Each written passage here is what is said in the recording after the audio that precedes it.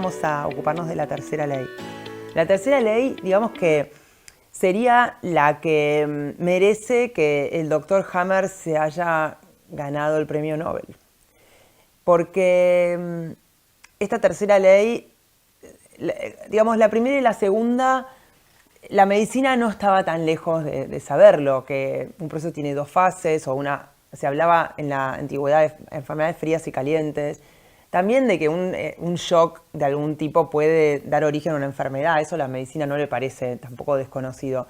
Pero en la tercera ley, Hammer lo que se da cuenta es que según el origen embriológico de los tejidos, los cambios que sufren o que tienen, más que sufren, que se producen en la primera y la segunda fase, son diferentes.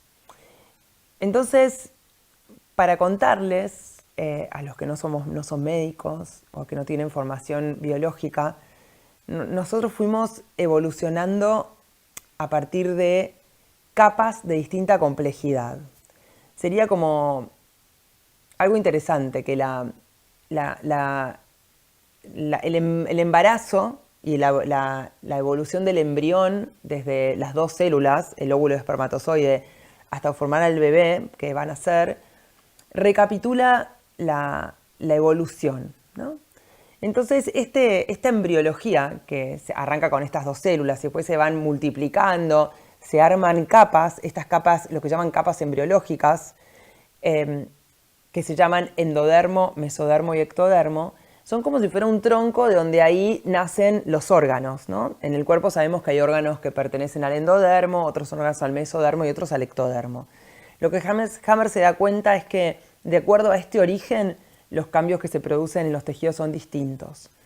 Entonces, hay tejidos donde en la fase de estrés, sería en la primera fase, los tejidos reducen su función o se ulceran, y hay otros tejidos, en cambio, que se refieren a los más antiguos de nuestra evolución, donde en la fase activa estos tejidos mejoran su funcionamiento y eventualmente tienen un crecimiento celular.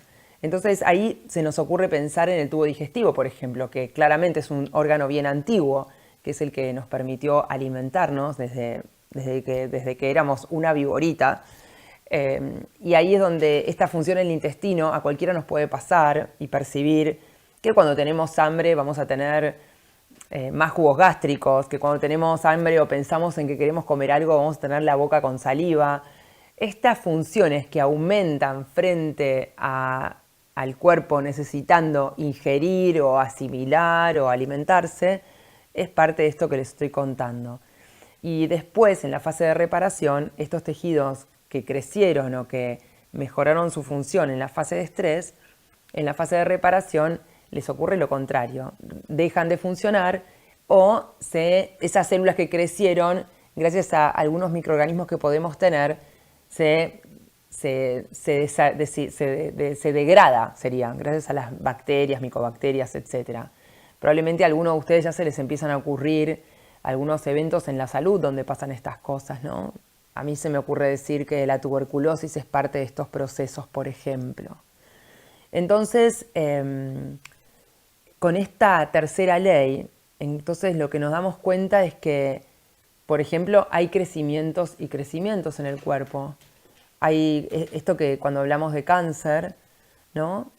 Sin meterme en decir si hay que hacer o no un tratamiento y qué tratamiento hay que hacer, eso después se verá en cada caso en particular, pero no es una célula fuera de control, loca, sino que podríamos decir que los locos somos nosotros, los locos que no nos detuvimos a entender por qué le pasan estas cosas a nuestro cuerpo, que todo crecimiento o agujero en el cuerpo o un tejido que funcione de más o de menos en el cuerpo tiene un sentido, tiene un origen y nos prepara para hacer frente a ciertas cosas.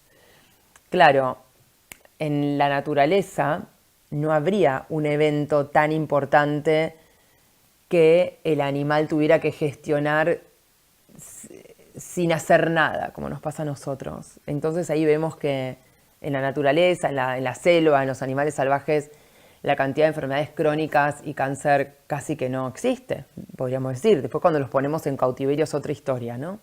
porque ahí se parecen más a nosotros, que estamos en cautiverio, ¿no? Podríamos decir. Nos alejamos tanto de nuestra biología, de nuestro instinto, de nuestra coherencia animal, que después tenemos que buscar las herramientas para poder gestionar esos, entre comillas, daños por haber sido incoherentes. Entonces, en esta tercera ley es la que nos ordena lo que pasa en el cuerpo, nos ordena la información. Entonces, ahora tenemos con la segunda ley estas dos fases y con la tercera ley estos tejidos con sus órganos, y entonces podemos empezar a entender que cada vez que tenemos un síntoma vamos a saber que pertenece a un tejido en particular, de acuerdo al cambio que tiene vamos a saber en qué fase está, vamos a saber cuánto va a durar. O sea, es riquísima la información que vamos a obtener a partir de cada síntoma que tiene nuestro cuerpo. Entonces, mejor que asustarse y paralizarse, que está bien que nos pase por un ratito, es activar, es aprender, es buscar esas técnicas o esas terapéuticas que nos pueden ayudar y aprender por qué te pasó eso en ese momento de tu vida y de esa forma. Es que nuestra biología es perfecta. Los que no somos perfectos somos nosotros, es nuestra sociedad, es nuestras dogmas, nuestra cultura, ahí sí que tenemos que cambiar.